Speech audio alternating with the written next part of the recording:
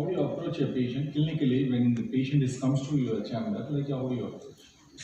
First of all, I thank CMC team and Dr. Chandrasekhar sir for giving me this golden opportunity. So today I am going to talk about the how we need to approach the patient whenever we encounter a obese patient into our clinic. So I just want to briefly explain a few points which is take a thing. So first you remember 5A. First, initially you ask the permission to evaluate the patient. Second, do the complete assessment before offering any advice. And third is make sure you agree with the patient on the treatment plan and you assess the patient. These are all the 5. So ask the permission. Second is agree with the patient, assist, and assessment. So these are all the 5 in detail I will tell, and also 4M. So first we need to assess the mental health problems and the mechanical effects following the excess weight gain and metabolic effects, and also monetary because of the drug therapy, how much they are spending the money. So you just keep it these points so to overthrow. First initially assess the category in which the patient falls in the obesity, whether it is underweight or overweight or obesity class 1, class 2, class 3. Already you know the grading, I don't want to repeat it.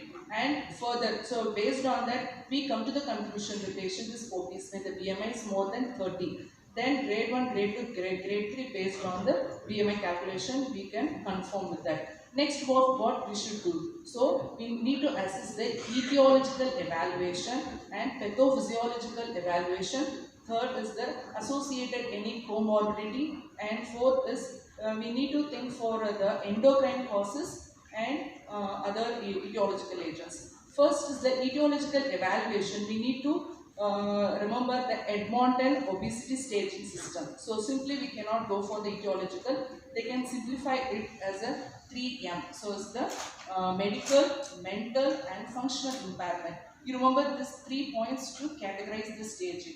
So whenever the patient presents with the zero medical effects and there is no mental problem, no functional impairment, means the patient falls in the stage 0.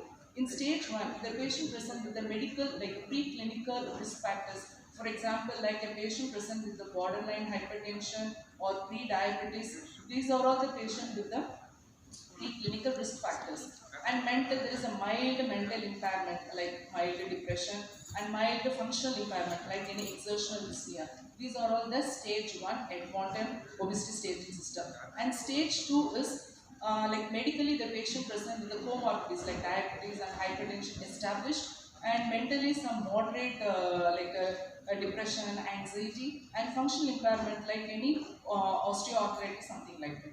And stage 4 is medically the end organ damage, established end organ damage like a myocardial infarction, stroke, something like that. And mentally like established depression, psychological and eating disorders. Functionalists, they present with obstructive sleep apnea, osteoarthritis. So hope you can able to follow this. This is the Edmonton obesity staging system. So based on this, we can identify the etiological evaluation.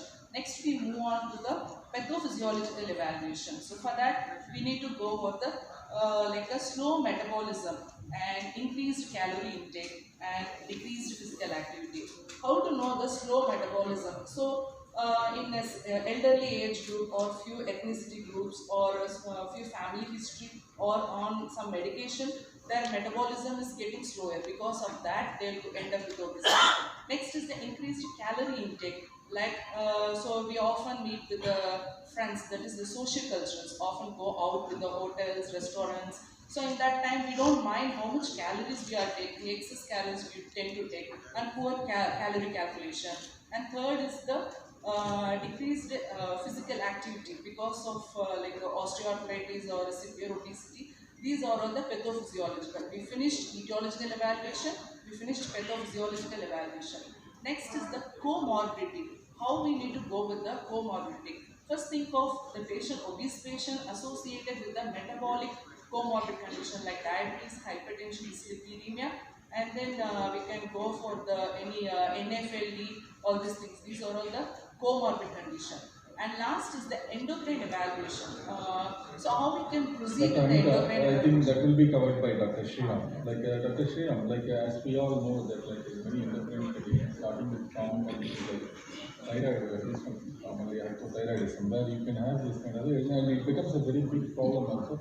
There are some controversies also. We would like to hear from you. Not all the patients with hypothyroidism, they may have, we expected them to have a weight gain. So even a patient with hypothyroidism, they may have a normal weight, even less than normal weight also. Sometimes it can happen. And the thing is, concept is slowly changing. And so, would you like to add on? Because the endocrine evaluation is a must for any patient with obesity, starting with because the adolescent it starts in once the patient with adolescent they gets it they carry it continued for their lifetime to develop so many endocrine problems.